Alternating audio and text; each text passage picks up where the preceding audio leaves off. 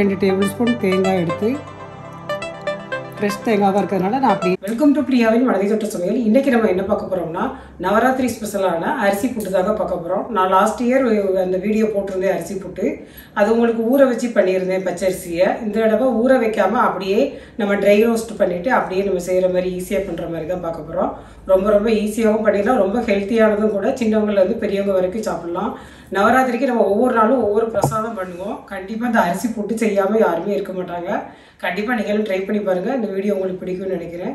இப்போ டேஸ்டியாக சுவையாக எப்படி அரிசி புட்டு பச்சரிசியில் நம்ம செய்கிறதுன்னு சொல்லி பார்க்குறதுக்கு வாங்க வீடியோக்குள்ளே போகலாம்.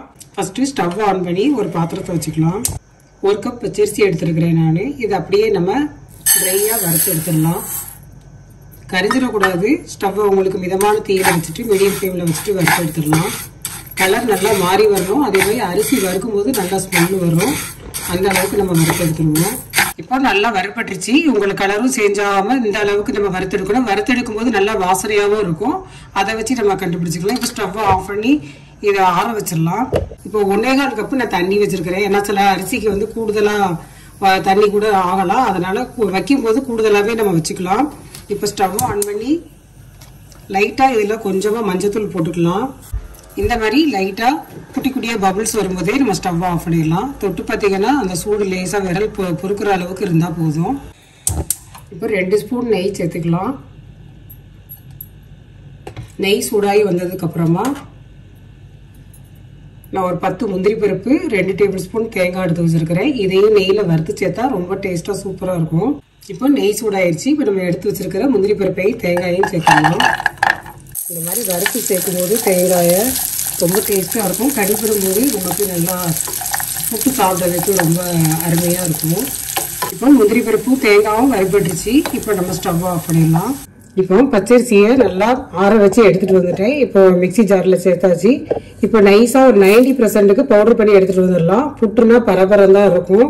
அதனால் நீங்கள் ரொம்ப நைஸாக வந்து திரிக்க வேண்டாம், பவுடர் பண்ணி எடுக்க வேண்டாம். ஒரு 90% இருக்கிற மாதிரி நம்ம பவுடர் பண்ணி எடுத்துகிட்டு வந்துடலாம். இப்போ புட்டு மாவு இந்த மாதிரி பவுடர் பண்ணி நைஸாக பவுடர் பண்ணி எடுத்துகிட்டு வந்துட்டேன்.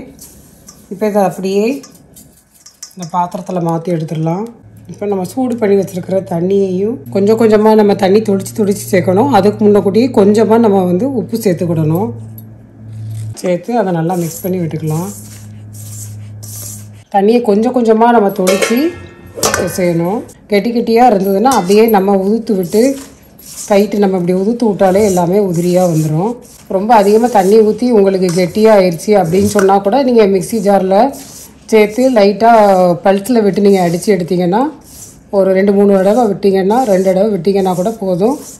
நல்லா உதிரியாக வந்துடும் புட்டு. இந்த மாதிரி புட்டு மாவை எல்லா பக்கமும் தண்ணி விட்டு நல்லா பிசைஞ்சு எடுத்தாச்சு. இப்போ நீங்கள் பிடிச்சி பார்த்தீங்கன்னா இந்த மாதிரி உருண்டை பிடிக்க வரணும். அதே மாதிரி உதுத்து விட்டிங்கன்னா இந்த மாதிரி உதிரியாக வரணும். இப்போ நம்ம கரெக்டான பக்குவத்தில் இருக்குது. உங்களுக்கு பார்த்தீங்கன்னாலே அந்த டிஃப்ரெண்ட் தெரியும். நல்லா அழகாக உதிரியாக இருக்குது. இப்போ இதை ஒரு 10-15 நிமிஷத்துக்கு இட்லி பாத்திரத்தில் நம்ம வேக வச்சு எடுத்துக்கலாம். இப்போ புட்டு மாவை நம்ம அப்படியே ஒரு காஞ்ச ஒயிட் துணியில் நம்ம எடுத்து வச்சுக்கலாம். ஒரு காட்டன் கிளாத்தில் இது ஒரு 15 நிமிஷத்துக்கு வேகட்டும். இதை அப்படியே மூடி வச்சிடலாம். இப்போ இந்த கப்புக்கு தான் நான் அரிசி எடுத்தேன். அதில் பவுடர் பண்ணி எடுத்தேன். கரெக்டாக 1 கப்பு இருந்தது. அந்த 1 கப்புக்கு நம்ம 3/4 கப்பு வெல்லம் எடுத்துக்கலாம். இதை அப்படியே நம்ம அந்த பாத்திரத்தில் சேர்த்துட்டு 1/4 கப்பு தண்ணி, 1/4 கப்புக்கு கொஞ்சம் தண்ணி கூடுதலாக சேர்த்துக்கிறேன் நான். இந்த அளவுக்கு தண்ணி சேர்த்துக்கலாம். சேர்த்து வெல்லம் நல்லா கொதிச்சு வரணும். இது தக்காளி பதம் வரணும். அந்த பதம் வரும்போது நான் உங்களுக்கு காட்டுறேன் நான். இப்போ வெல்லத்தை நம்ம கரைஞ்சி வந்துருச்சு. செக் பண்ணி பார்க்கலாம் ஃபஸ்ட்டு பதம் வந்துருச்சான்னு. இன்னும் வரல, ஏன்னா அதில் கரையத்தான் செய்யுது. இது ரெடி ஆகலை. நான் பதம் வந்ததுக்கப்புறமா காட்டுறேன். இப்போ நம்ம பதம் செக் பண்ணி பார்க்கலாம். இந்த மாதிரி ஒரு கப்பில் தண்ணி வச்சுக்கோங்க. அதில் நம்ம வெள்ளைப்பாகை எடுத்து விட்டு பார்க்கலாம். இப்போ பார்த்தீங்கன்னா அப்படியே கரையாமலே உங்களுக்கு நிற்கிது பார்த்தீங்களா. இந்த ஸ்டேஜில் நம்ம ஸ்டவ் ஆஃப் பண்ணிடலாம். இப்படி எடுத்தால் நமக்கு வந்து அது வருது. தக்காளி பதம் இந்த அளவுக்கு இருந்தாலே போதும். இதுக்கு மேலேனா ரொம்ப கெட்டியாயிரும். இப்போ இந்த பார்த்தீங்கன்னா கையில் எடுக்கிற பக்குவம் இருக்குதுல்ல, இந்த அளவுக்கு வந்தாலே போதும். நம்ம அதுக்கப்புறமா எடுத்துடணும். இதுக்கு மேலே கல் மாதிரி ஆயிரும். அப்புறமா வந்து உங்களுக்கு புட்டில் போட்டு செய்யும் போது ரொம்ப ஹார்ட் ஆயிரும். அதனால இந்த ஸ்டேஜில் எடுத்துக்கோங்க. இப்போ ஒரு 15 நிமிஷம் நான் புட்டு வேக வச்சு எடுத்துருக்கிறேன். இப்போ நம்ம செக் பண்ணி பார்க்கலாம். இப்போ புட்டு நல்லாவே வெந்துருச்சு.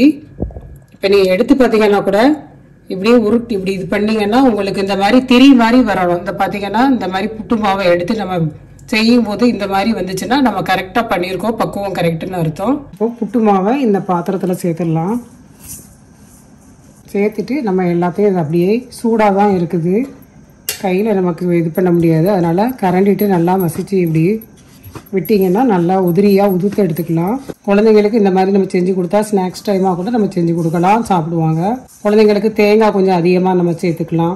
அதே மாதிரி நெய்யில் நான் ஒரு 1/4 கப்பு தேங்காய் எடுத்து வச்சிருக்கிறேன். நான் ஃப்ரெஷ்ஷாக இப்போவே அப்படியே சாப்பிட போகிறதுனால, நான் உடனே சாப்பிட போகிறதுனால அப்படியே சேர்த்துக்கிறேன். நீங்கள் 2 நாளைக்கு வச்சு சாப்பிட்றதா இருந்தால் நெய்யில் நல்லா தேங்காயை வறுத்து எடுத்து சேர்த்துக்கோங்க, கெட்டு போகாமல் இருக்கும். உங்களுக்கு 2 நாளைக்கு வச்சு சாப்பிட்டுக்கலாம். காஞ்ச அரிசியாக இருந்தால் சில டைம் நம்ம வறுத்து பண்ணும்போது நமக்கு மாவு சம்டைம் கூட அதிகமாக கூட இருக்கும். அதனால் நீங்கள் அளந்து பண்ணிக்கோங்க. 1 கப்பு மாவு இருக்கிற மாதிரி எடுத்துக்கிட்டு நீங்கள் 3/4 கப்பு வெல்லம் எடுத்துக்கோங்க. அளவு ரொம்ப சரியாக இருக்கும்.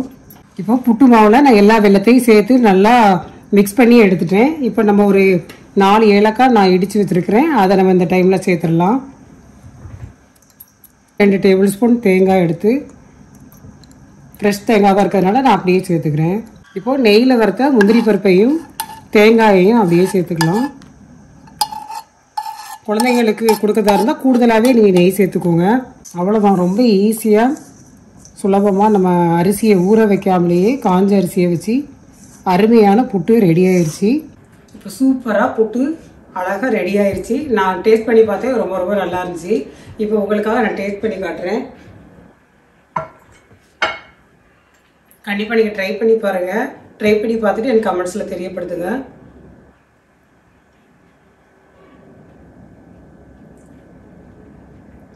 இனிப்பு ரொம்ப ரொம்ப அளவு சரியாக இருக்குது. இந்த அளவுக்கு நீங்கள் இனிப்பு சேர்த்துக்கோங்க. ரொம்ப அதிகமாக வேணும்னு நினைக்கிறவங்க வேணால் 1 கப்பு எடுத்துக்கோங்க. அப்படியே டேஸ்ட்டு வந்து நாக்கில் அப்படியே நிற்கிது. கண்டிப்பாக ட்ரை பண்ணி பாருங்கள். இது நவராத்திரிக்கு மட்டும் இல்லை, எல்லா நாளுமே நம்ம செஞ்சு சாப்பிட்லாம். ரொம்ப ஹெல்த்தியானது. சின்னவங்கலேருந்து பெரியவங்க வரைக்குமே எல்லாருமே சாப்பிட்லாம். எப்போவாச்சும் வேணுன்னா வந்து நம்ம பெரியவங்க வந்து செஞ்சு சாப்பிட்டுக்கலாம். ஆனால் குழந்தைங்களுக்கு கண்டிப்பாக நம்ம எப்போதுமே செஞ்சு கொடுக்கலாம். ரொம்ப ஹெல்த்தியான ரெசிபியும் கூட. நீங்கள் கண்டிப்பாக ட்ரை பண்ணி பாருங்கள். இந்த நவராத்திரிக்கு கண்டிப்பாக ட்ரை பண்ணி பாருங்கள். ரொம்ப டேஸ்ட்டாக இருக்கும். வீட்டுக்கு வர்றவங்களுக்கு நீங்கள் பிரசாதமாக செஞ்சு கொடுக்கலாம். அவங்க பார்த்துட்டு சாப்பிட்டுட்டு ரொம்ப ரொம்ப அருமையாக இருக்குன்னு சொல்லுவாங்க. நீங்கள் நான் எப்படி சொன்னனோ அதே அளவில் மெத்தடில் செஞ்சு பாருங்கள். நல்ல உதிரியாக இந்த புட்டு வந்து உங்களுக்கு கிடைக்கும், பச்சரிசி புட்டு. இந்த வீடியோ பிடிச்சிருந்தா மறக்காமல் சேனலுக்கு சப்ஸ்கிரைப் பண்ணுங்கள்.